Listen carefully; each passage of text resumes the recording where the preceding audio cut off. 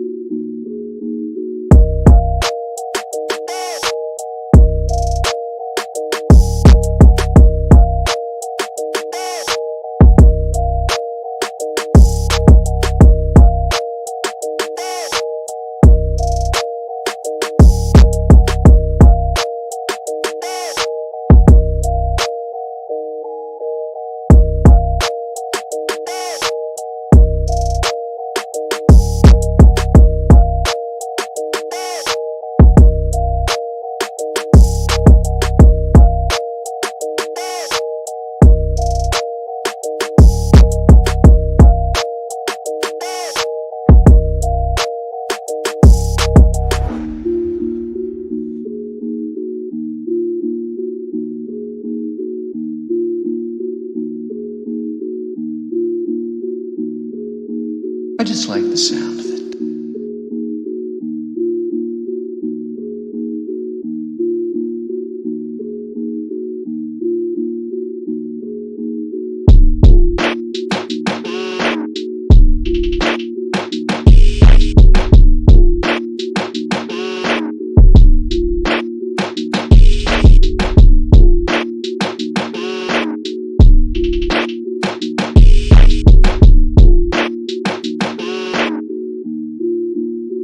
I just like the sound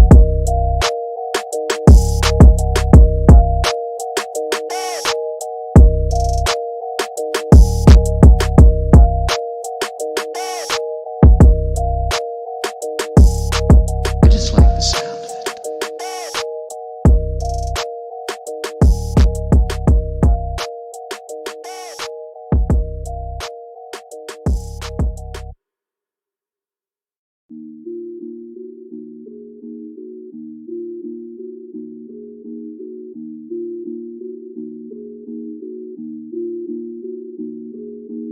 I just like the sound of it.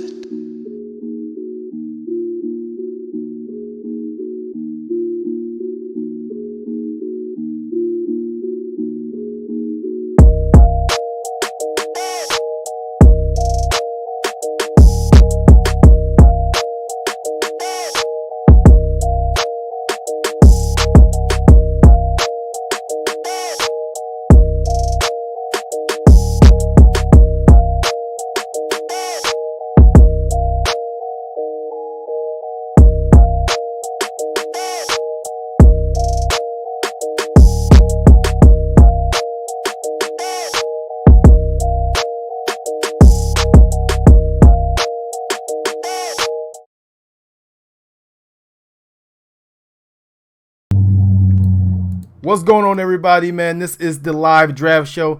Bear with me while I get this screen all set up because some things happen and we lost a guy. And things happen like that at times. So It's like it's draft day. It's like the war room. We're making moves. Guys are going over here. Guys are going over here. It's chaotic times, but we're all looking forward to it.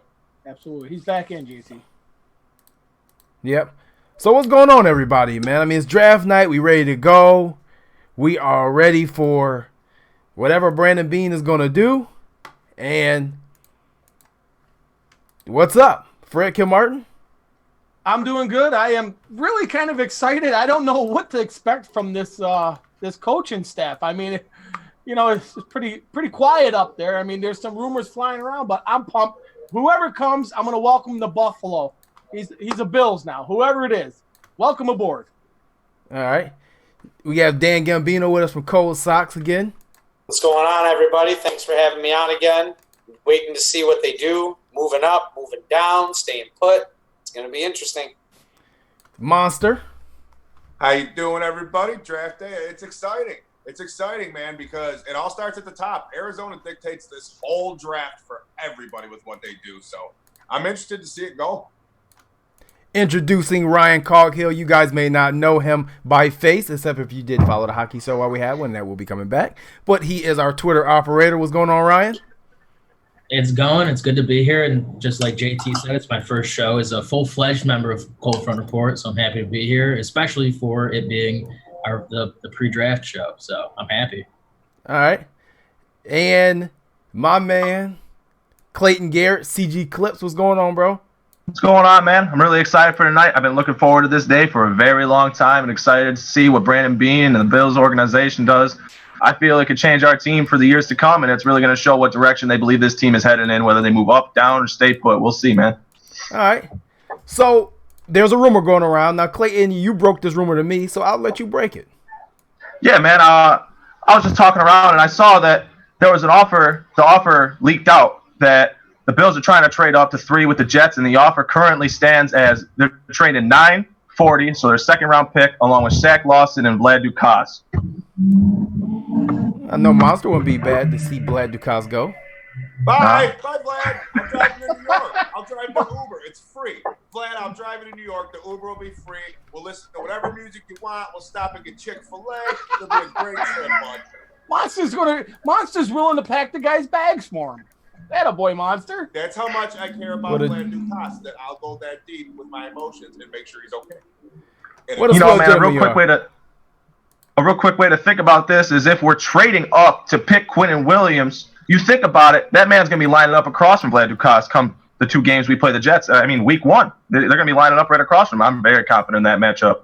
Yeah. Yeah. So, Quinnen Williams. Is everybody okay if this trade went through for trading up to number 3 for Quinnen Williams? Because we have to give up a little bit. We have to give a little bit. And the weird thing about it is this is a division rival. Are we all on board with this, Dan? Yes, absolutely. I said it on our pre-draft special you guys had me on. The Quentin Williams train is pulled into the station, and that's a big boy in the middle. That's everything we want. Monster, where do you win? In the front, in the trenches, on offense and defense. We talk about that all the time. Yep. I'm buying the jersey tomorrow. I'm buying it tonight. Ryan, how you feel about Quinnen Williams, man?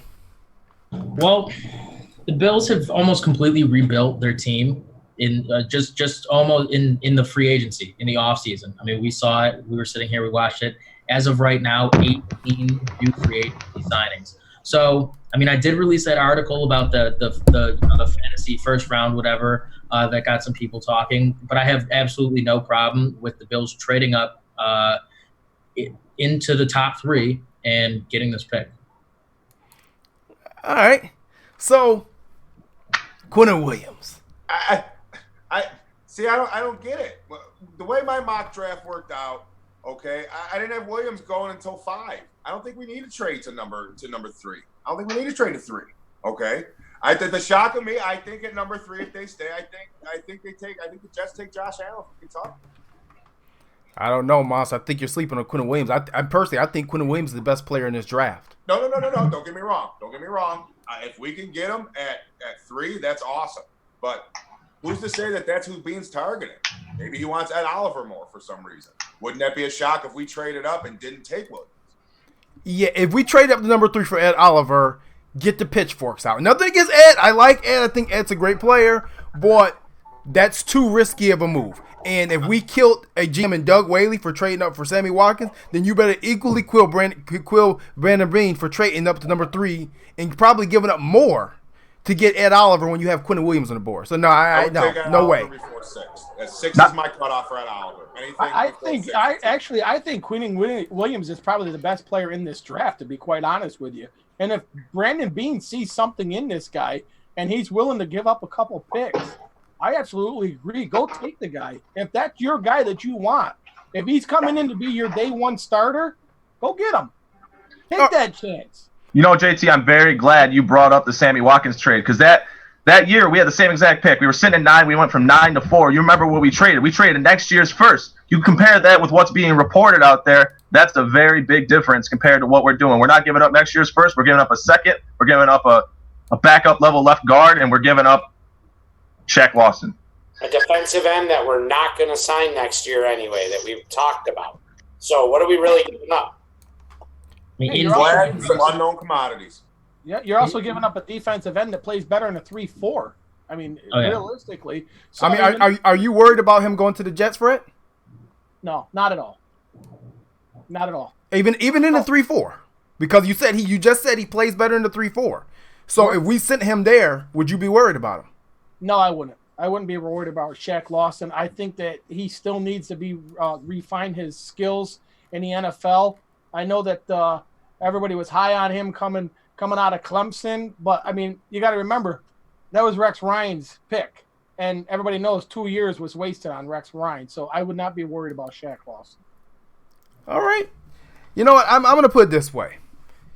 They went to this offseason, and Brandon Beane went to this offseason saying, we're here to get Josh Allen help. That was the whole point of the offseason, right? We're going to get Josh help. Offensive line help, receiver help, all across the board. We're not going to worry about running back in the first round. I mean, I think Josh Jacobs could be a surprise pick. I'm not going to pull him fully off the board because of his connection with Alabama and Brian Dabble. But at the end of the day, did we get enough help for him? Monster, did we get enough help for Josh Allen so far, or do we need to spend this first round pick on something on offense? I don't think we need to spend it on the offense. I think they did enough on offense to improve, and it's basically they're going to see where it goes with the offense. You know what I mean? They're going to see we brought in enough people, I think, to make it go for what they're looking for. We need to plug the holes on the other side. We need to plug the holes on the other side.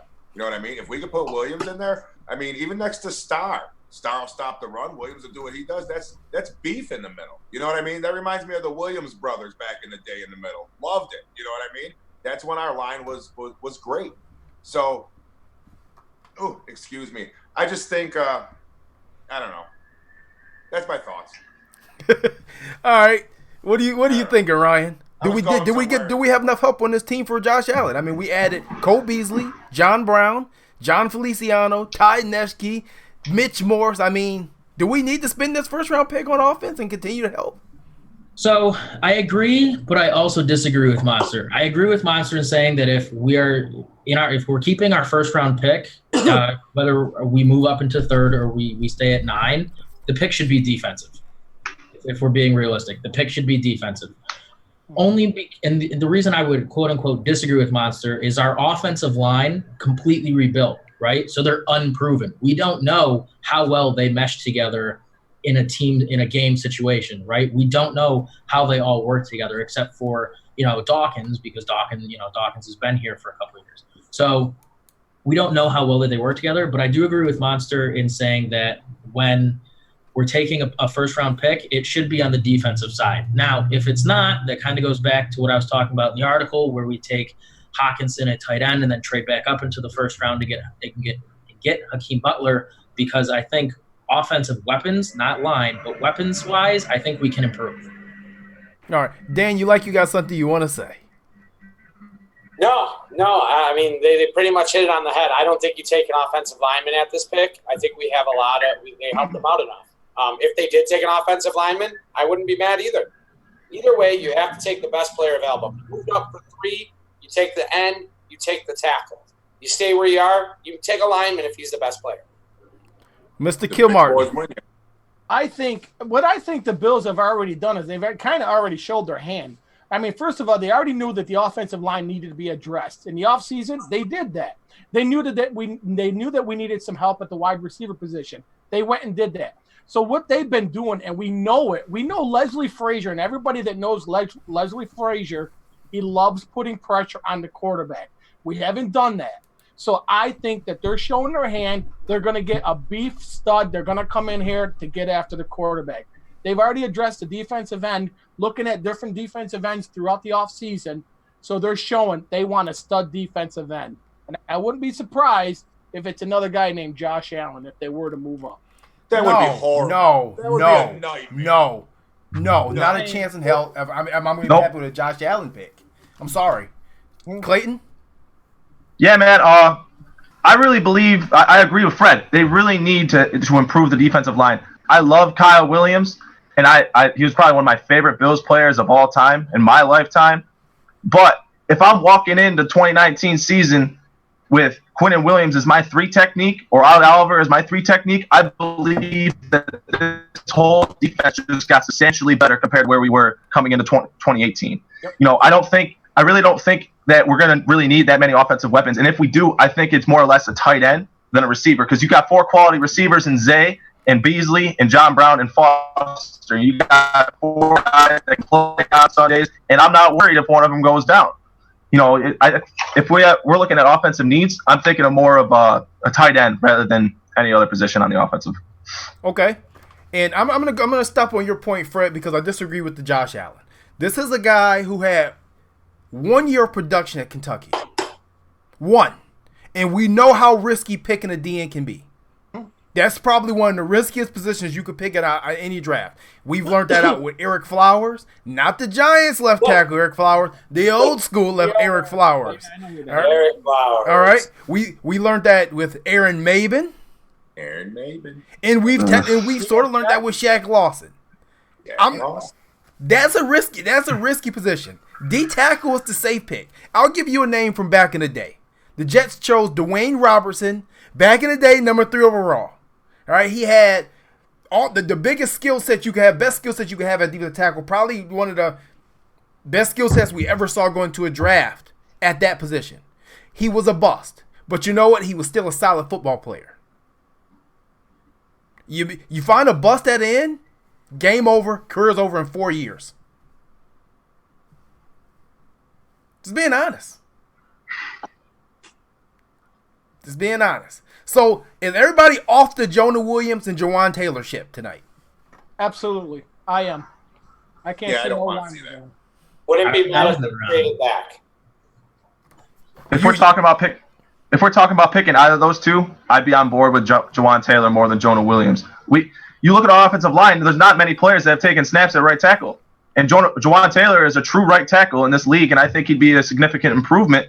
And I think putting him in there and having that much competition along the offensive line is going to do nothing but make everybody better. Yeah, but Clayton, do you think we're going to move up to 3 to grab an offensive lineman? If we're picking Jawan Taylor, if Jawan Taylor is their guy that they want, they're not moving up to 3. They're staying put at 9, or they're moving up to 6 with the Giants. Monster, do you want to chime in on the blocker since you love Vlad Dukas so much? If we move up and we take an offense, I'll be mad. Then what was the whole offseason about? Okay, what was the whole offseason about? Right. Going into the draft, what the Bills were doing is they were throwing up smoke. Like you said, they knew we were weak at receiver. We addressed it, so that's not an issue we got to chase in the draft.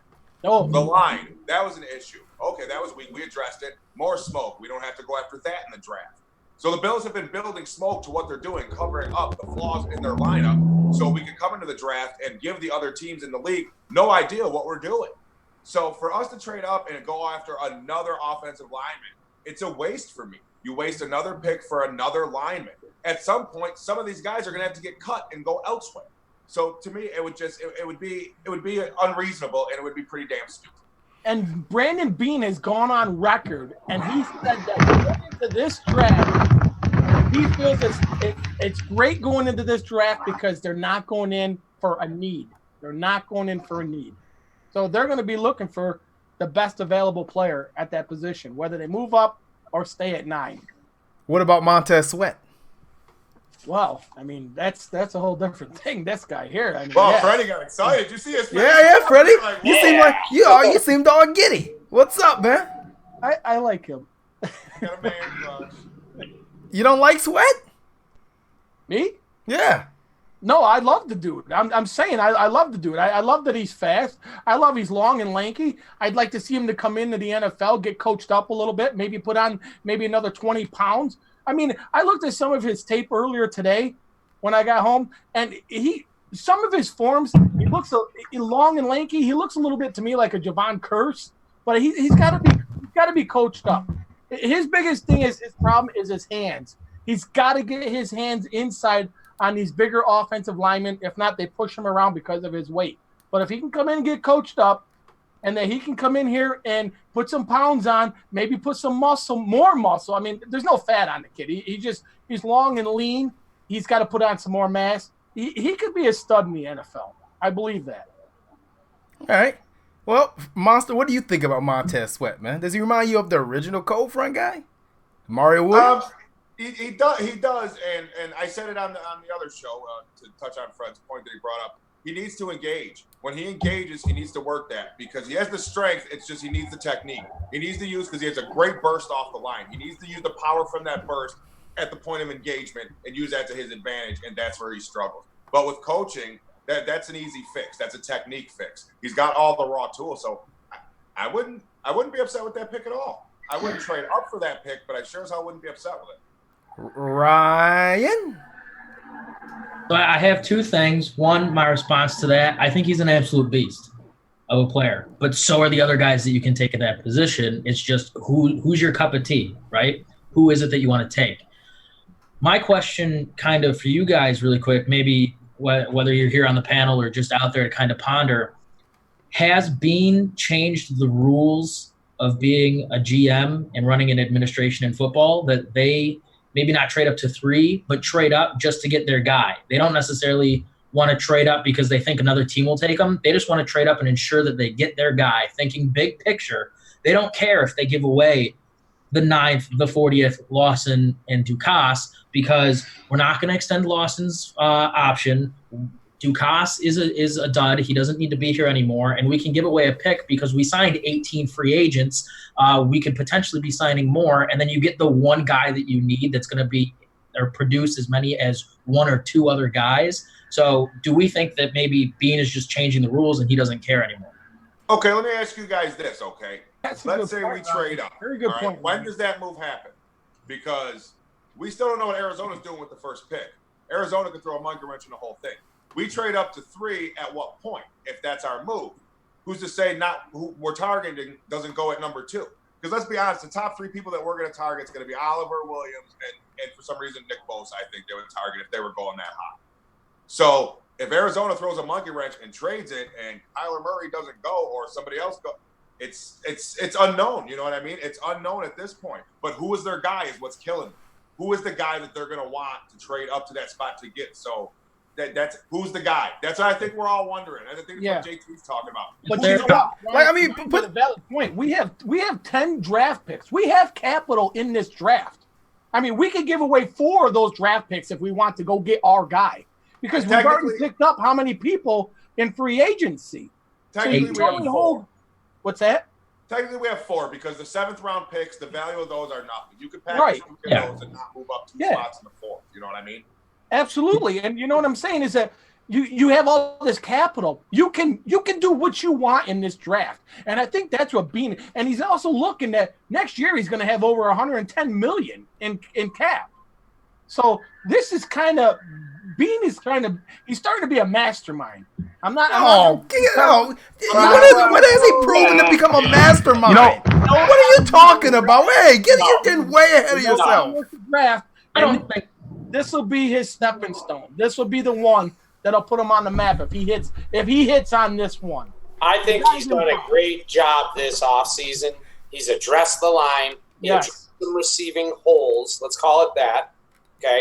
We all agree, or JT and I at least agree, that you don't have to have a number 1. We have 4 guys that are good, right? 5 guys that are good. You get one in the 3rd or 4th round. You need to fill up the middle of that line and push the center 3 yards back, and then your ends can do what they get paid to do. When you control the middle of the line, Quentin Williams is that guy. He is 100% that guy. You guys will all agree he's that guy. Mm-hmm. When you can penetrate through the middle, you force everybody outside. We have speed linebackers, we have speed corners, and we have rushing ends. Move up and get them. Go get them. Yeah, I mean, we can all agree, and I'm going to come to you with this, Clayton. We've seen the impact that Aaron Donald, Jared McCoy when he was healthy, and Ndamukong Suh, and Grady Jarrett, and the names going on. Sheldon Richardson is another one. And getting pressure from the inside is more important than getting pressure from the outside. Inside disrupts everything.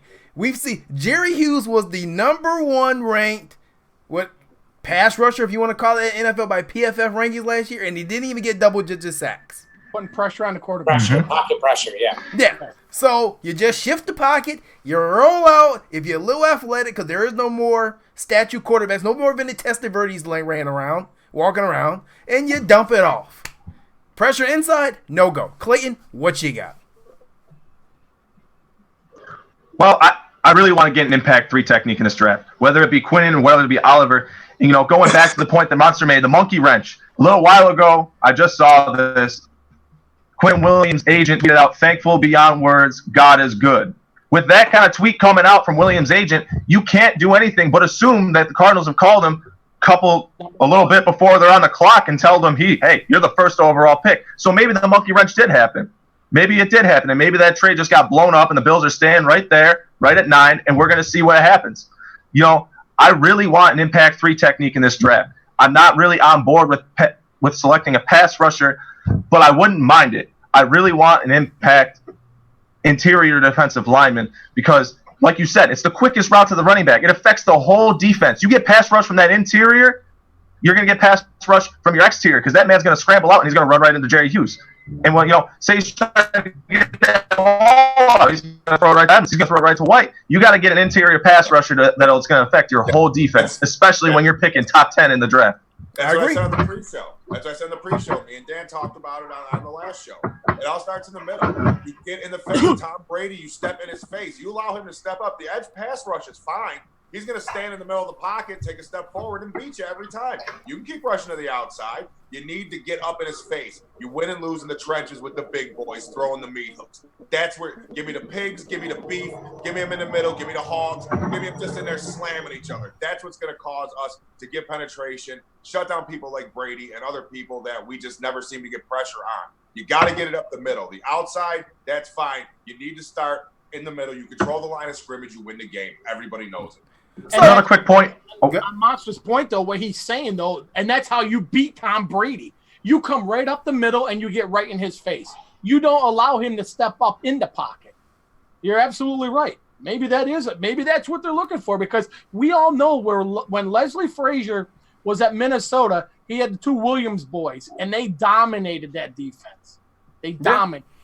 Yeah, he also had a guy who got paid in Ray Edwards who never did anything. You know why Ray Edwards had double-digit sacks and stole $50 million from the Falcons? Because he had interior pass rushers, like Clayton said, that got him to double-digit sacks because the quarterback couldn't go anywhere else. Yep. So, I'll tell you what, though. If Quentin Williams is the number 1 pick, we're okay. Because we still have my guy on the board, Rashawn Gary. Rashawn Gary. No. Yep. Question. What if we move up to 4 and make a trade with Tampa? And somehow Tampa's 5. or 5. Sorry, 5. What if we move up Or to 5 the Raiders. on a trade with Tampa and we take on a salary that they're trying to dump in an interior lineman? Are you talking about one Gerald McCoy? McCoy? What if you get a twofer? What if you get that pick and McCoy, they dump that salary, you trade the second round, you trade the first round? Just saying. What do we take at 5 then if we get McCoy with it? What do you if take? we get McCoy, you Who you take an taking? edge. Taking an edge? Or So a tackle. I'm sorry, you still take a tackle. a defense with Gerald McCoy's contract? So you're gonna run with 4. So we have a $50 million Starla Thule, a $14 million a year Stark, you Gerald walk McCoy. You got Harrison Phillips, a 1-year contract. You're gonna run a 5 million rotation on there, Dan? You get an edge. You get an edge rusher. You can take a tight end that you want. You can take whatever At you 4? want. Can you imagine that? Who cares? You Dan, can do that 9. You can do that 9. Come 2 for on, 1, Dan. buddy. 2 for I 1. think we got to get together and get JT a Starla Thule jersey so he can Yes, start. I think so too. Yeah. You know, a really quick point I'd like to make on that 3 technique. You look at it, say the Bills draft Ed Oliver, say they draft Quentin Williams. You look at the 3 sets of the defense. You got the defensive line, you got the linebackers, then you got the secondary. You got 3 core players at all 3 spots. You got Quentin Williams, Ed Oliver, whichever which. Then you got Edmonds in the middle, and then you got Trey White on the back end, along with Poyer, Hyde, and whoever else are going to start to see too. That's if we get a 3 technique, the whole defense is going to benefit, and it's going to be better than it already was. Yeah, every good defense has them. If you look back to Baltimore, Ed Reed on the back end, Ray Lewis in the middle, and the big man Tony Saragusa causing the pressure up the middle. Yeah, you got to have studs at each level. You got to have one of those guys that is just a difference maker. Okay, we have about 10 minutes to draft time, and we're going to get off right when the draft starts. There's another name that we're not mentioning, but he's not in the draft, and this very well could affect our draft. And He was mentioned about a month ago. Jadeveon Clowney has been reported to be possible trade on the trading block. Yeah. So is everybody on board with a possible Jadeveon Clowney trade, and what are you giving up? Ryan, I'm going to come to you. I don't know. I haven't really formulated anything 100% just because I saw it today. I saw the trade rumor today. I mean, we already have a guy in the backfield that played in Houston, right? We got Kevin Johnson through free agency.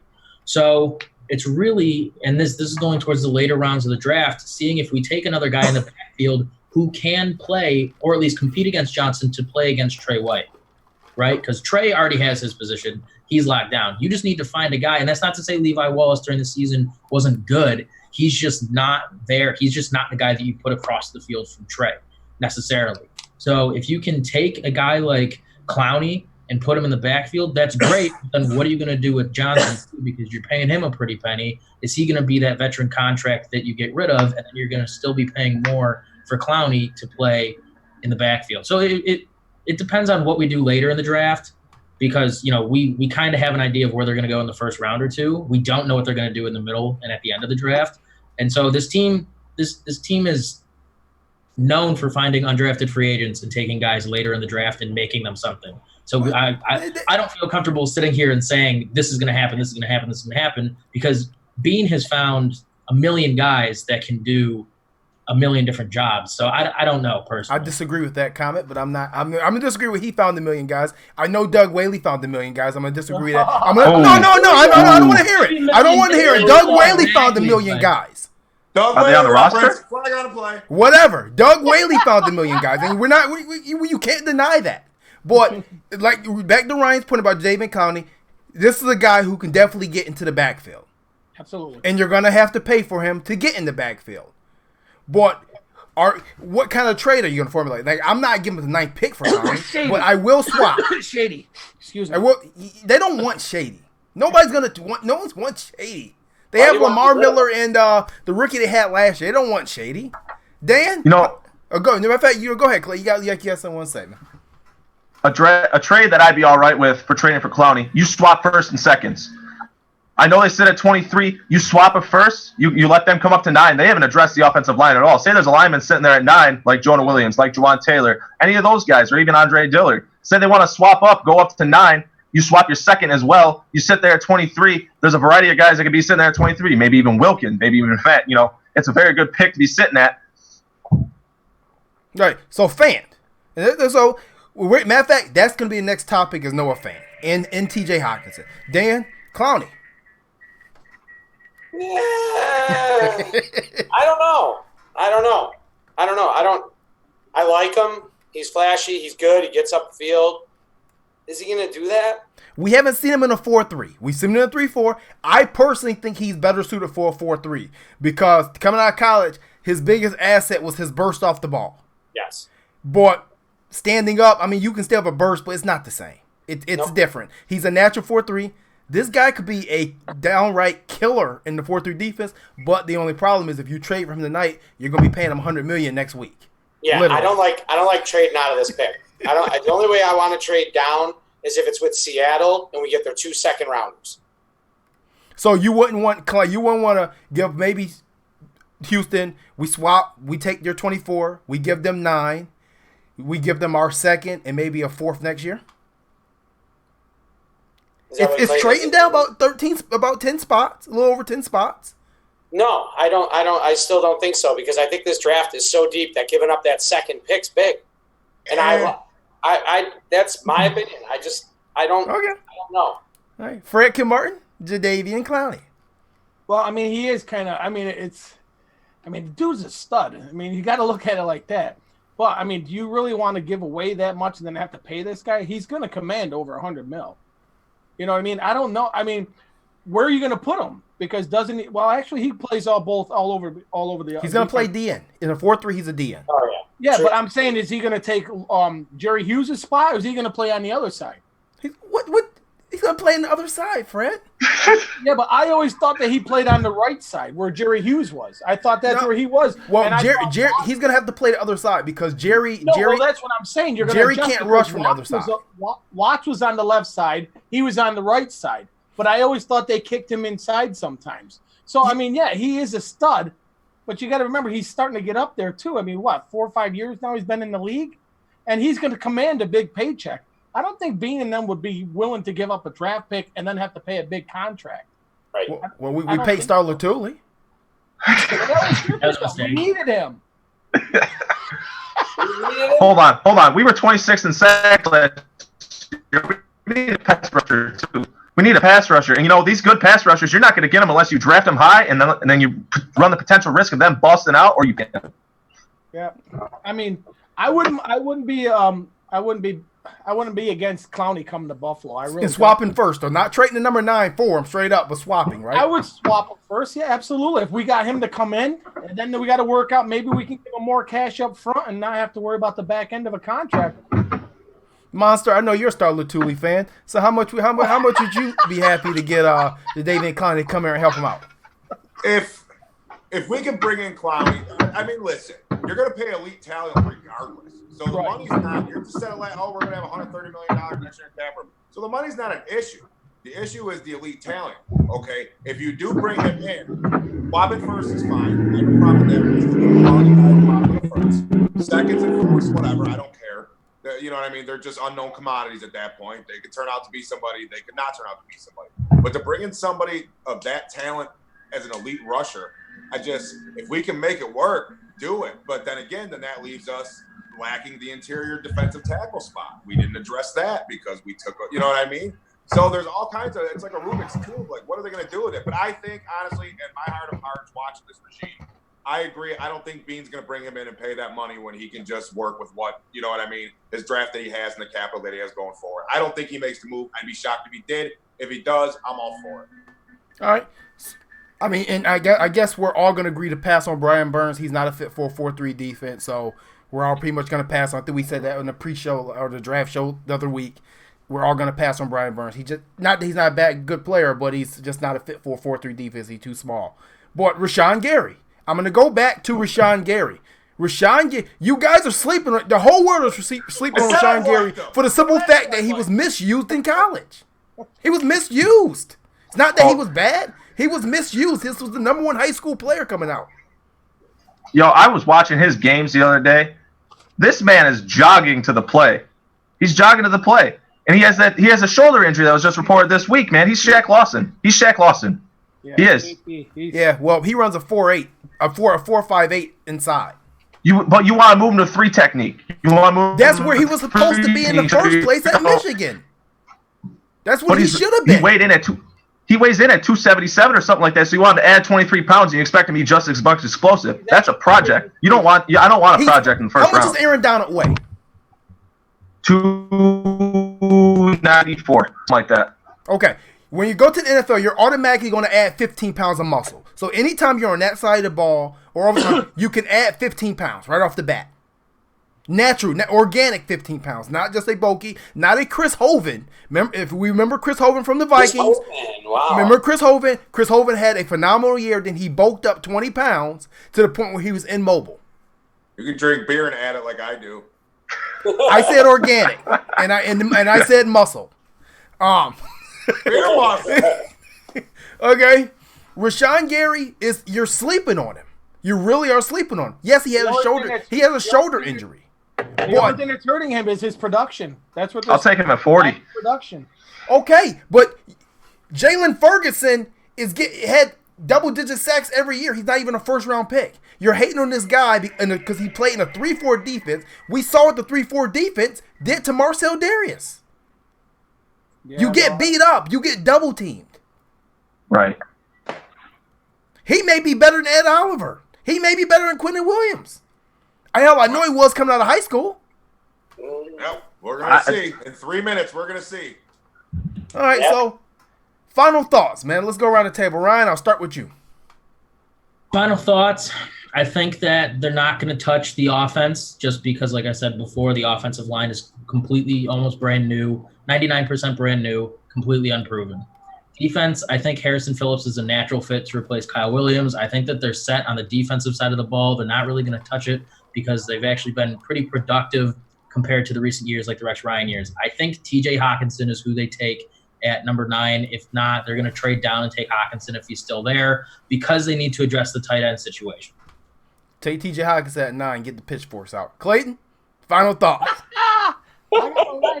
Backing off of what Ryan just said, I wouldn't mind a TJ Hawkinson pick at all. You know, that's a playmaker that we're lacking. You know, if TJ Hawkinson's sitting there at 9, you know, I see you shaking your head, but like, if this man's the next George Kittle, if he's the next if he's the next Ertz, if he's the next Gronk, I'm not going to mind that.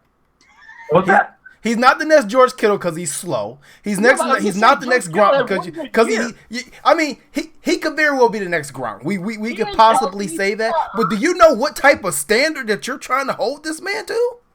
I understand that. But ultimately, I feel that there's a variety of players that I'm okay with. I'm okay with Oliver. I'm okay with Wilkins even at 9. I'm okay with Fant. I'm not okay with Fant at 9. I'm okay with Hawkinson at 9.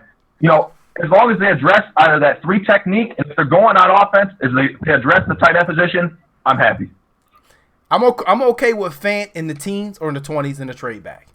Dan? I agree. I want Williams, Gary, or Oliver. I don't know how much more I can make it clear. Get one of those guys to rush the passer, to knock someone into the backfield, let your ends do their work, trade up, trade down. I don't stay put. Don't care what it is. Get one of the 3. Thank you. Frank Martin. On that, wait. My final thought. Prayers out to our boy Poncho. Yes, absolutely.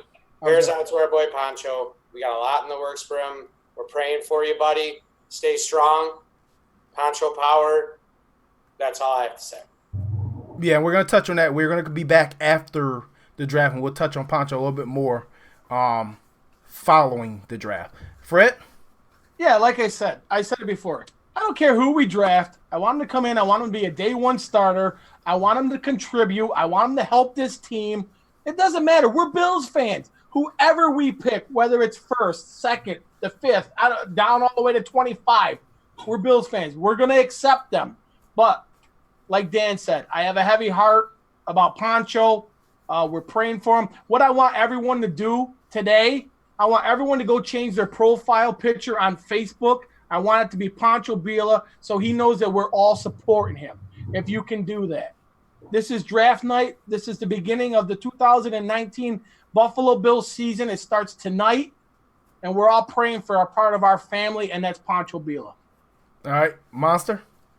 8 o'clock. We'll see you guys after.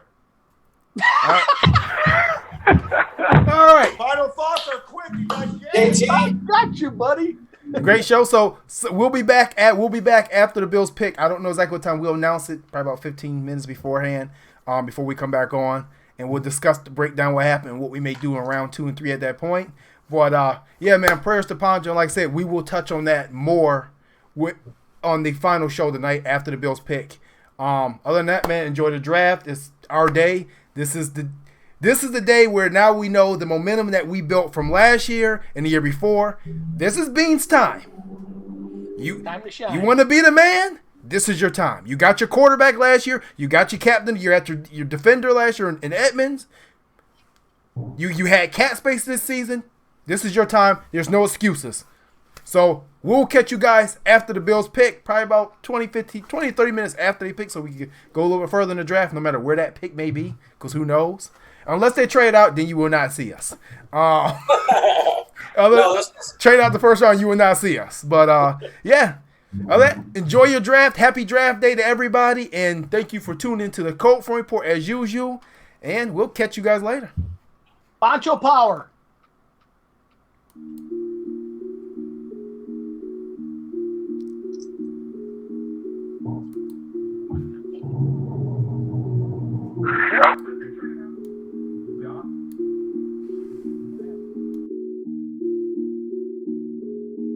I just like the sound.